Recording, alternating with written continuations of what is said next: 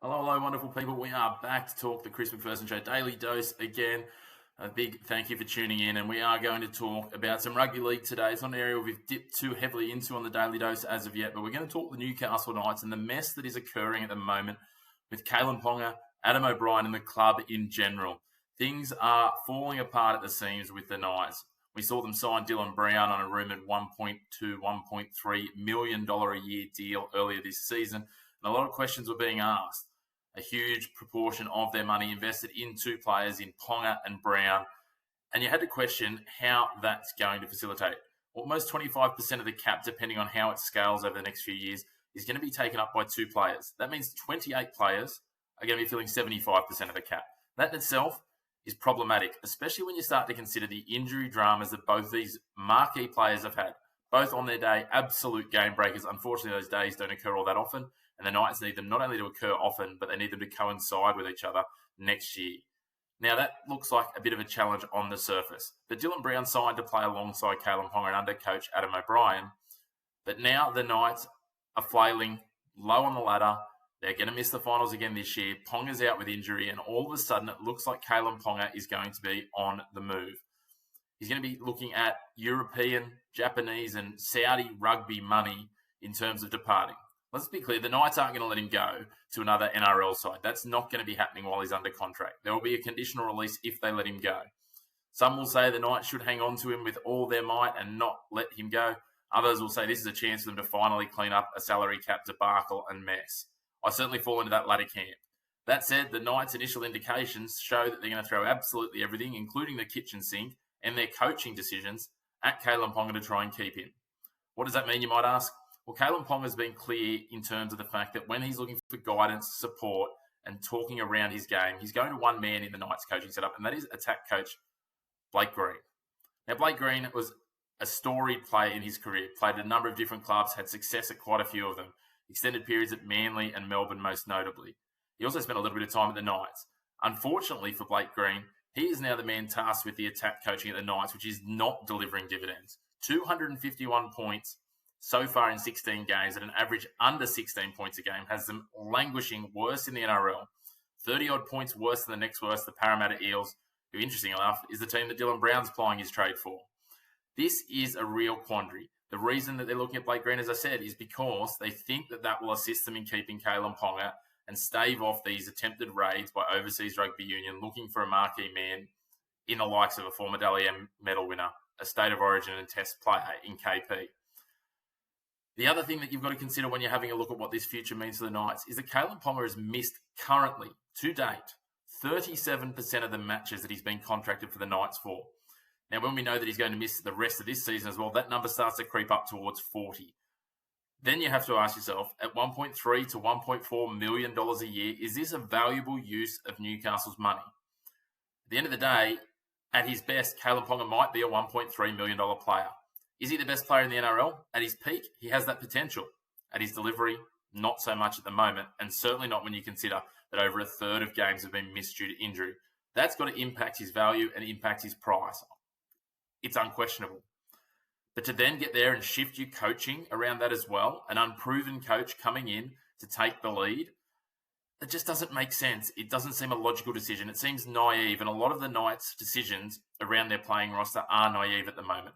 Let's take a look at the fact that they offered lowered amounts to Dane Gagai, and they were looking to let go of Tyson Frizzell. The fans mounted a petition, and all of a sudden, the fans' voices led. They've now extended these two players. It seems like they're allowing the club to be run by popular decision. And I think it was the late, great Jack Gibson who once said, if you listen to the fans long enough, you'll quickly find yourself sitting with them. It's just not a piece that you can follow through on. You can't be listening to the fans and allowing them to drive the decision-making of the club. Yes, you need to get bums on seats. Yes, Kalyn Ponga does that. But at the end of the day, you need commercial people with rugby league understanding to run the club. And I don't feel that's what they've got at the moment with Phil Gardner and the West Group. It's a real challenge for them. It's a situation that's just not stacking up because they're letting the tail wag the dog. It's not working out. The Knights need to have a look at this. I realistically think that they need to free up this cap space, allow Ponga to go and restructure it. Spend $800,000 on a half to partner alongside Dylan Brown. Spend $600,000 or $700,000 as well on someone to move in to that spine role.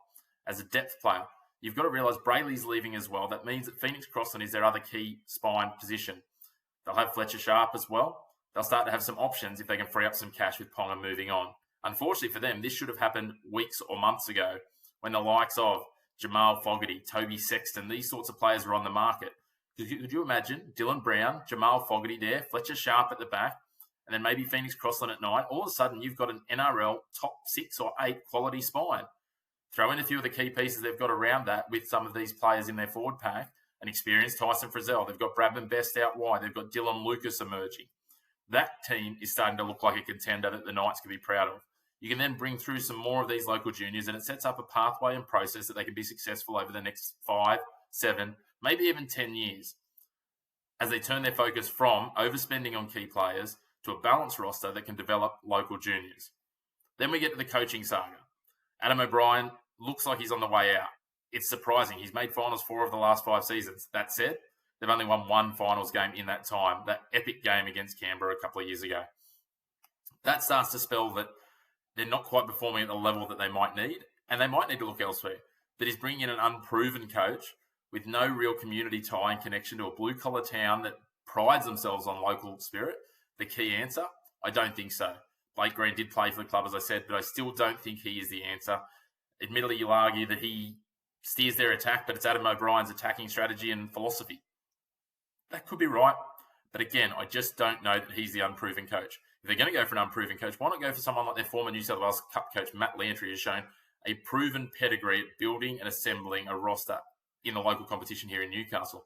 Or alternatively, someone like a Justin Holbrook, who's coached at NRL level, has ties back to the club and the region, and could be a real opportunity to bring him back through and give him a second chance with the likes of a Lantry or some of these other local coaches coming through underneath him.